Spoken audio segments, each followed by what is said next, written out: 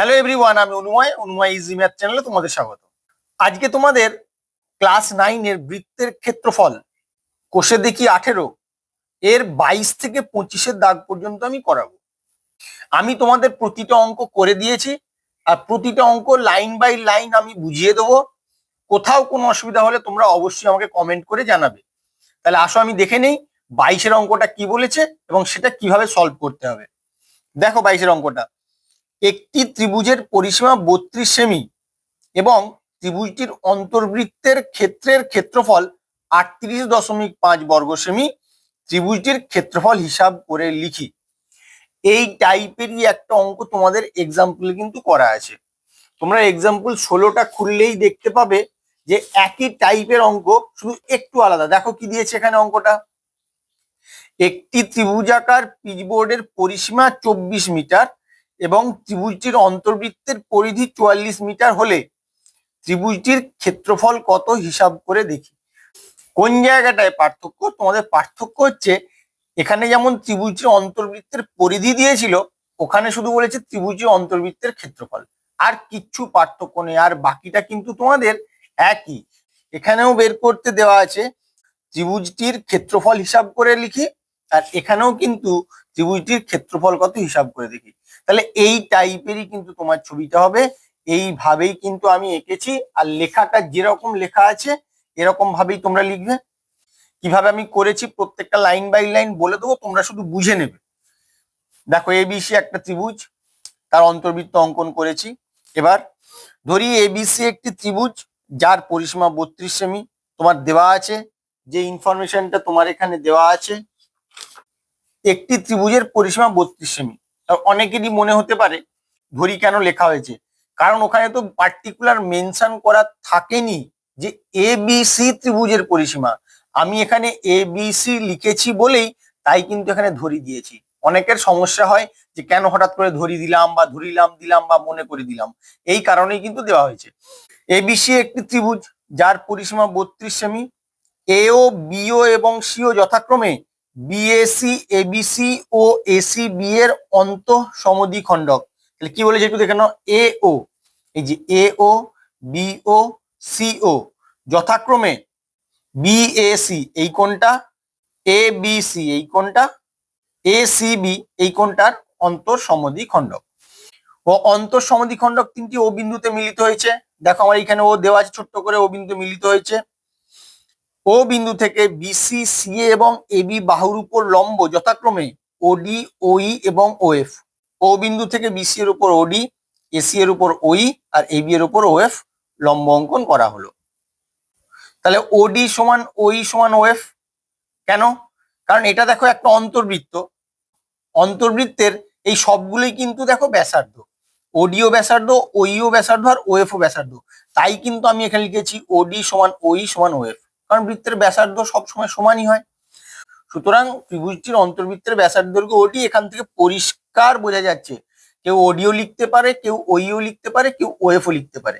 যেটা ভালো লাগবে তোমরা সেটা লিখবে, কোনো অসুবিধা নেই, কারণ এখানে আমি তিনটে আগে সমান দেখিয়ে দিয়েছি। আবার কি আমাদের ধরে নিতে হবে, অন্তর্বৃত্তের ব্যাসার্ধের দৈর্ঘ্য আমি আর সেমি ধরে নেব। তাহলে যদি ব্যাসার্ধের দৈর্ঘ্য আর সেমি হয় তাহলে ক্ষেত্রফল কি হবে? পাই আর স্কোয়ার। তাহলে পাই আর স্কোয়ার আমি লিখবো। এবার পাই আর স্কোয়ার সমান কি হবে? অন্তর্বৃত্তের তো ক্ষেত্রফল তোমার কিন্তু দেওয়া আছে ইনফরমেশনটাও, অন্তর্বৃত্তের ক্ষেত্রফল 38.5 বর্গ সেমি। দেখে নাও একবার, ত্রিভুজটির অন্তর্বৃত্তের ক্ষেত্রের ক্ষেত্রফল 38.5 বর্গ সেমি। তাহলে ক্ষেত্রফল তুমি বের করলে পাই আর স্কোয়ার, আবার ক্ষেত্রফল দেওয়া আছে 38.5 বর্গ সেমি। পাই আর স্কোয়ারের সঙ্গে 38.5 সমান হবে। এখান থেকে ক্যালকুলেশন করবে, করে আটটা বের করবে। ক্যালকুলেশনটা একদম সোজা, তোমরা দেখলেই বুঝতে পারবে। তাহলে আটটা কত বেরোলো? 3.5 সেমি হবে। এবার শেষটা আমাদের করতে হবে কিরকম, ত্রিভুজ এবিসি এর ক্ষেত্রফল। ত্রিভুজ এবিসি এর ক্ষেত্রফল কিভাবে বের করেছি দেখো, এইখানটা একটু বুঝে নিতে হবে ভালো করে। পুরোটার ক্ষেত্রফল এ বি সি, যদি আমি এটাকে তিনটে ভাগে ভাগ করি কিরকম, এই যে এই একটা ত্রিভুজ, এই একটা ত্রিভুজ আর এই একটা ত্রিভুজ। তার মানে কি বলছি, এ O B, B O C R A O C, এই তিনটে ত্রিভুজের ক্ষেত্রফল বের করে যদি যোগ করে দেই তাহলে আমার পুরো ত্রিভুজটার ক্ষেত্রফল বেরিয়ে যাবে। তাহলে আসো আমি ওইভাবেই করেছি, এখানে শুধু একটু দেখে নাও, তোমরা ছবিটাকে আলাদা করে এঁকে নেবে, তাহলে বুঝতে তোমাদের অনেক সুবিধা হবে। দেখো, ত্রিভুজ এবিসি এর ক্ষেত্রফল সমান ত্রিভুজ বিওসি এর ক্ষেত্রফল, সিওএ এর ক্ষেত্রফল, এওবি এর ক্ষেত্রফল। আমি এখানে দেখো প্রতিটা লম্ব এঁকেছিলাম, আমার এখানে চিহ্ন দেওয়া আছে, এগুলো হচ্ছে সমকোণের চিহ্ন। প্রত্যেকটা লম্ব এঁকেছিলাম, বিসি বাহুর উপরে ওডি লম্ব, এবি বাহুর উপরে এই লম্ব, আর এবি বাহুর উপরে ওএফ লম্ব। তাহলে এই ত্রিভুজটার ক্ষেত্রফল কি হবে? হাফ ইন্টু ভূমি ইন্টু উচ্চতা, হাফ ইন্টু ভূমি কি বিসি, আর উচ্চতা কি ওডি। ওডি হচ্ছে কি বৃত্তটার ব্যাসার্ধ, আর ওডি সমান আমি কিন্তু আর ধরে রেখেছিলাম, দেখো বৃত্তটির ব্যাসার্ধের দৈর্ঘ্য আর। তাহলে এখানে কি হবে? Half into BC into R. এটার ক্ষেত্রে এ ও সি এর ক্ষেত্রে half into AC into R, আর এ ও বি এর ক্ষেত্রে হবে half into AB into R. আমি ওইভাবেই করেছি, একটু দেখে নাও। Half into BC into R, half into C into R, plus half into AB into R. তাহলে এখানে হাফ কমন নিয়ে নিলাম, কমন নিলে কি থাকবে? বিসি প্লাস সি এ প্লাস এবি ইন্টু আর। এবার বিসি প্লাস সি এ প্লাস এবি মানে কি? ত্রিভুজটার পরিসীমা, তিনটে বাহুর যোগফল, আর ত্রিভুজটার পরিসীমা তোমার বলে দিয়েছে 32 সেমি, সেই 32টা এখানে বসিয়ে দেবো, বসিয়ে দিয়ে ক্যালকুলেশন করবো, অ্যান্সারটা চলে আসবে 56 বর্গ সেমি। এইভাবেই কিন্তু তোমরা সলভ করবে। তাহলে আসলে পরের অঙ্কটা দেখে নি।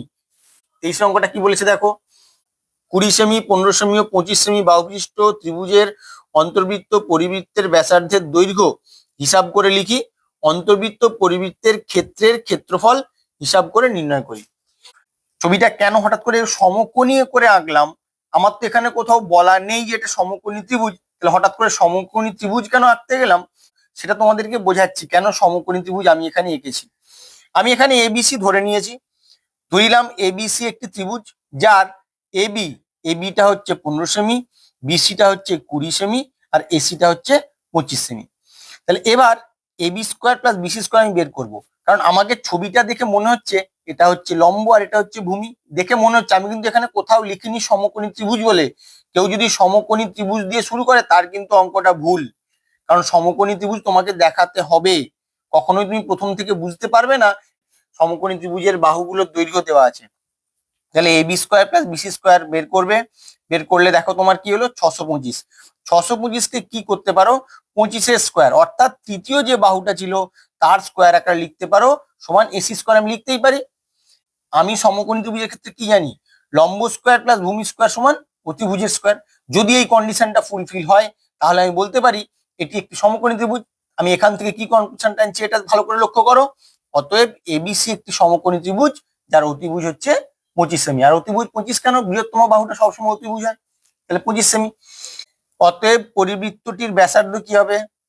যখন কোনো সমকোণী ত্রিভুজের পরিবৃত্ত আঁকা হয় তখন এই পরিবৃত্তের কেন্দ্র সব সময় অতিভুজের মধ্যবিন্দুতে অবস্থান করে।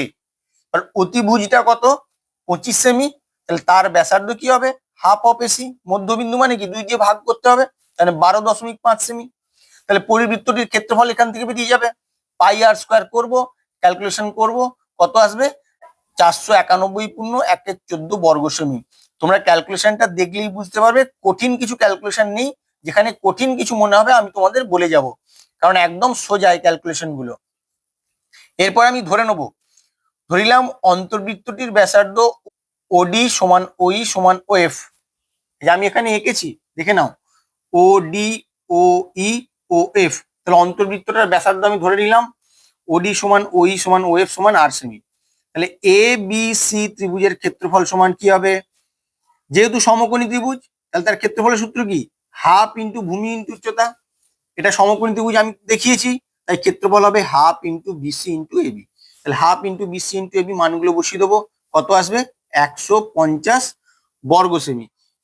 150 বর্গ সেমি। ত্রিভুজ এবিসি এর ক্ষেত্রফলটা আমি কি করে বের করব? আমি আবার এইটাকে একই রকম আগেরটাই যেভাবে করেছিলাম সেরকম ভাবেই করব। এই ত্রিভুজটার ক্ষেত্রফল, এই ত্রিভুজটার ক্ষেত্রফল, আর এই ত্রিভুজটার ক্ষেত্রফল, এই তিনটে ত্রিভুজের ক্ষেত্রফল যোগ করলেই পুরো এবিসি ত্রিভুজের ক্ষেত্রফলটা পেয়ে যাব। তাহলে আসো আমি ওইভাবেই করেছি, একটু দেখে নাও।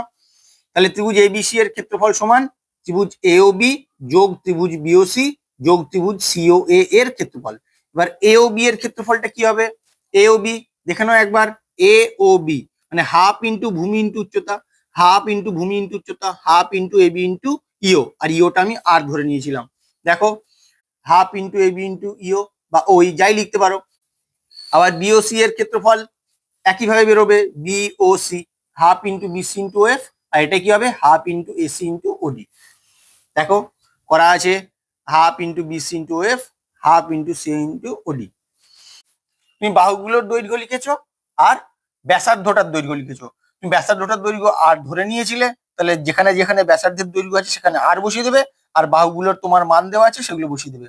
বসিয়ে দিলে সবগুলো বসিয়ে দিয়ে এবার কি কমন যাচ্ছে, দেখো r/2 প্রত্যেকটা থেকে কমন যাচ্ছে। কমন গেলে কি থাকে, 15 যোগ 20 যোগ 25 হলো বর্গ সেন্টিমিটার। এরপরে r/2 যোগফলটা লিখে ক্যালকুলেশন করলে কত হলো, 30 r সেন্টিমিটার স্কোয়ার। এরপরে কি করবে, যেটা বলছি এবার ভালো করে একটু মন দিয়ে শোনো। তুমি এই ত্রিভুজটার ক্ষেত্রফল বের করেছো, সব থেকে বড়টা এবিসি। আবার কি করেছো, এইটার এইটার আর এইটার, এই তিনটের ক্ষেত্রফল বের করে যোগ করেছো। তার মানে কি, তার মানেই তো বড়টার ক্ষেত্রফল বের করা। তাহলে তুমি বড়টার ক্ষেত্রফল দু রকম ভাবে বের করেছো, তাহলে এই দুটো অবশ্যই সমান হবে, কারণ একটা ত্রিভুজের ক্ষেত্রফল কখনোই ডিফারেন্ট হতে পারে না, অবশ্যই একই হবে। তাই আমি ক্ষেত্রফল দুটোকে সমান করে দেবো, আর কিচ্ছু নয়। দেখো ক্ষেত্রফল দুটোকে আমি সমান করে দিয়েছি, 30r, এই যে 30r সমান আমি যে বের করেছিলাম 150, সে 150 সমান করে দিলাম। ওখান থেকে আমি অন্তর্বৃত্তটার ব্যাসার্ধ আর সমান কত পেয়ে গেলাম, 5 সেমি। তাহলে ক্ষেত্রফল কি হবে, πr²। শুধু ক্যালকুলেশন করবো, 78.47 বর্গ সেন্টিমিটার। এটাই তোমার উত্তর হবে। ভালো করে খেয়াল রাখো আমি কিভাবে সলভ করছি। এর পরেও কোথাও কোনো অসুবিধা হলে আমাকে অবশ্যই তোমরা কমেন্ট করে জানিও। 24 অঙ্কটা দেখো কি বলেছে, জয়া একটি বর্গক্ষেত্রের অন্তর্বৃত্ত অঙ্কন করলো। ওই বৃত্তটি আবার একটি সমবাহু ত্রিভুজের পরিবৃত্ত, যার প্রত্যেক বাহুর দৈর্ঘ্য 4√3 সেমি। বর্গক্ষেত্রটির একটি কর্ণের দৈর্ঘ্য হিসাব করে লিখি। ছবিটা কেমন হবে সেটা আগে ভালো করে এঁকে নিতে হবে। প্রথমে কি বলেছিল দেখো, জয়া একটি বর্গক্ষেত্রের অন্তর্বৃত্ত অঙ্কন করলো। বর্গক্ষেত্রের ভিতরের বৃত্তটা আছে, এঁকেছি। তারপরে কি বলেছে, ওই বৃত্তটি আবার একটি সমবাহু ত্রিভুজে পরিবৃত্ত, তার মানে এর ভিতরে একটা সমবাহু ত্রিভুজ। ব্যাস, এই আঁকাটা তোমরা যদি ঠিকঠাক করে এঁকে নিতে পারো, এখান থেকে তোমাদের অর্ধেকটা প্রবলেম সলভ হয়ে যাবে। সমবাহু ত্রিভুজে পরিবৃত্ত, যার প্রত্যেক বাহুর দৈর্ঘ্য 4√3 সেমি দেওয়া আছে, তার বর্গক্ষেত্রটা কর্ণের দৈর্ঘ্য বের করতে হবে। তাহলে আসো দেখে নেই কিভাবে করেছি। সমবাহু ত্রিভুজের প্রতিটি বাহুর দৈর্ঘ্য দেওয়া আছে কত, 4√3 সেমি। তাহলে অতএব ত্রিভুজটির উচ্চতা কি হবে, √3/2 ইন্টু বাহু, যে সূত্র তোমরা আগে করেছো। √3/2 ইন্টু বাহু করলে ক্যালকুলেশন করলে কি আসবে, 6 সেমি। সমবাহু ত্রিভুজটির পরিবৃত্তটির ব্যাসার্ধ, পরিবৃত্তের ব্যাসার্ধ কিভাবে বের করে আমি তোমাদের আগে বলেছি, 2/3 গুণ ত্রিভুজটার উচ্চতা। পরিবৃত্ত হলে 2/3 গুণ ত্রিভুজটার উচ্চতা, আর অন্তর্বৃত্ত হলে 1/3 গুণ ত্রিভুজটির উচ্চতা। তাহলে এখানে 2/3 গুণ ত্রিভুজটির উচ্চতা, আমি ত্রিভুজটার উচ্চতা বের করে রেখেছি কত, 6 সেমি। বসিয়ে দিলাম, কাটাকুটি করলে কত হলো, 4 সেন্টিমিটার। অতএব ত্রিভুজটির পরিবৃত্তটির ব্যাস কি হবে, 4 গুণ 2। এটা তো আমি ব্যাসার্ধ বের করলাম, এই যে ব্যাসার্ধ, তাহলে ব্যাস কি হবে, 4 গুণ 2 সেমি সমান 8 সেমি। যেহেতু বৃত্তটি বর্গক্ষেত্রের অন্তর্বৃত্ত, সেহেতু বর্গক্ষেত্রের বাহুর দৈর্ঘ্য সমান বৃত্তটির ব্যাসের দৈর্ঘ্য। ভালো করে দেখো, যেহেতু বৃত্তটি বর্গক্ষেত্রের অন্তর্বৃত্ত, তার মানে এর যে ব্যাসের দৈর্ঘ্য হবে সেটাই তো বর্গক্ষেত্রের বাহুর দৈর্ঘ্য হবে। এটা তোমরা ছবি থেকে পরিষ্কার বুঝতে পারছো। সুতরাং বর্গক্ষেত্রটির প্রতিটি বাহুর দৈর্ঘ্য সমান 8 সেমি, কারণ ব্যাসের দৈর্ঘ্যটাই বর্গক্ষেত্রের বাহুর দৈর্ঘ্য। বর্গক্ষেত্রের বাহুর দৈর্ঘ্য যদি এ হয়, তাহলে কর্ণ কি হয়, a√2 সেমি। সেটাই হয়েছে, বর্গক্ষেত্রটির কর্ণের দৈর্ঘ্য সমান 8√2 সেমি। এইটাই তোমাদের বের করতে বলেছিল। এবার শেষ অঙ্কটা করে নিয়ে আসো, 25-এর দাগ। সুমিত একটি তারকে দুটি সমান অংশে কাটলো। একটি অংশকে বর্গাকার ও অপর অংশটিকে বৃত্তাকারে বাঁকালো। বৃত্তাকার তারটি বর্গাকার তারটির থেকে 33 বর্গ সেমি বেশি জায়গা নিলে তারটির প্রকৃত দৈর্ঘ্য হিসাব করে লিখি। একটা তারকে তাহলে দুটি সমান অংশে কাটলাম। দেখো আমার এইরকম দুটো ফিগার হবে, কারণ একটা বর্গাকার করেছি আর একটা বৃত্তাকার করেছি। আসো কিভাবে করেছি একটু দেখে নাও, পরপর আমি বলে দিচ্ছি, তোমরা দেখলেই বুঝতে পারবে। ধরিলাম তারটির প্রকৃত দৈর্ঘ্য 2x সেমি। তাহলে ওই তারটিকে সমান দুটি ভাগে ভাগ করলে প্রত্যেক ভাগের দৈর্ঘ্য হবে কত, 2x/2 সেমি সমান x সেমি।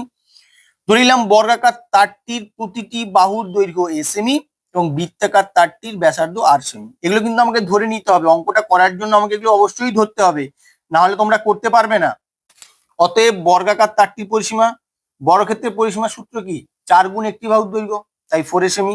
এবং বৃত্তাকার তারটির পরিধি, বৃত্তের পরিধি সূত্র কি, 2πr, তাই 2πr সেমি। এবার সুতরাং কি হবে, 4 সমান 2πr সমান x সেমি। কেন হলো, আমার কিন্তু এখানে প্রথমেই বলা আছে একটা তারকে দুটি সমান ভাগে ভাগ করা হলো, তাই অবশ্যই এর যে পরিধি হবে আর এর যে পরিধি হবে দুটো সমান হবে।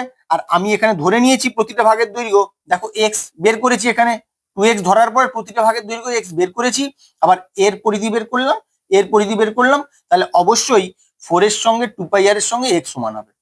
তাহলে 4 এর সঙ্গে যদি x সমান হয়, ওখান থেকে এর মান কি বেরোবে, x/4। আবার 2πr এর সঙ্গে যদি x সমান হয়, ওখান থেকে r এর মান কি বেরোবে, 7x/44। এটা হচ্ছে বাহুর দৈর্ঘ্য বের করলাম, আর এটা কি করলাম, ব্যাসার্ধের দৈর্ঘ্য বের করলাম। তাহলে আমি যদি বাহুর দৈর্ঘ্য জানি কোনো বর্গক্ষেত্রের, তাহলে ক্ষেত্রফল কি হবে, বাহু স্কোয়ার। তাহলে বাহু স্কোয়ার করে দিলাম, করে x²/16 পেয়ে গেলাম। আবার বৃত্তাকার তারটির ক্ষেত্রফল কি পাবো, πr²।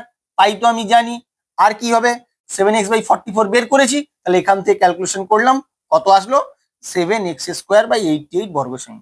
এবার আমাকে যে ইনফরমেশনটা দিয়েছে সেই ইনফরমেশনটাকে কাজে লাগিয়ে আমাকে শর্তটা লিখতে হবে। কি শর্ত হবে, দেখো বলেছে এখানে, বৃত্তাকার তারটি বর্গাকার তারটির থেকে 33 বর্গ সেমি বেশি জায়গা নিলে, তাহলে বৃত্তের ক্ষেত্রফলটা অবশ্যই বেশি বর্গাকার তারটির থেকে। বৃত্তের ক্ষেত্রফল থেকে বর্গাকার তারটির ক্ষেত্রফল বিয়োগ করব, বিয়োগ করলে যেটা হবে সেটাই হচ্ছে 33। এটাই তোমার এখানে শর্ত। এবার এটা ক্যালকুলেশন করব, আমার কি কমন যায়, দেখো x²/8 কমন যায়, কমন গেলে 7/11 মাইনাস 1/2 আসবে সমান 33। তোমার ক্যালকুলেশনটা এইভাবে করবে, না হলে কিন্তু লসাগু করে করতে গেলে অনেক বড় হয়ে যাবে। তাই এই ক্যালকুলেশনটা আমি তোমাদের বলে দিচ্ছি কিভাবে করবে। x²/8, ভিতরেরটা আমি লসাগু করলাম 22, 14 - 11 সমান 33। তাহলে x²/8 গুণ 3/22 সমান 33। তাহলে x² সমান কি হবে, এই ভগ্নাংশটা উল্টে যাবে, উপরে যাবে 22, নিচে আসবে 3, আর এইখানে 8টা নিচে ভাগ আছে, উপরে গিয়ে গুণ হয়ে যাবে। এবার কাটাকুটি করবে, কত আসবে, 1936। তাহলে x সমান কি হবে, বর্গমূল করে দিলেই দেখতে পাবে 44 চলে আসবে। অতএব তারটির প্রকৃত দৈর্ঘ্য 2 গুণ 44 সেমি। তুমি তো ধরেছিলে 2x সেমি তারটার দৈর্ঘ্য, আর তুমি x এর মানটা বের করছো, তাহলে তারটির প্রকৃত দৈর্ঘ্য কি হবে, 2 গুণ 44 সেমি সমান 88 সেমি। এইভাবেই কিন্তু তোমরা অঙ্কগুলো করবে, তোমরা প্রত্যেকেই অঙ্কগুলো খাতায় করে নেবে। যদি তারপরেও কোথাও দেখছো বুঝতে অসুবিধা হয়, তাহলে আমাকে কিন্তু অবশ্যই কমেন্ট করে জানাবে। আমি নেক্সট ভিডিওতে তোমাদের MCQ SAQ এগুলো নিয়ে আসবো। যারা প্রথমবার আমার চ্যানেলে ভিজিট করছো, তারা প্লিজ চ্যানেলটাকে সাবস্ক্রাইব করে নিও আরো অঙ্ক পাওয়ার জন্য। Thank you.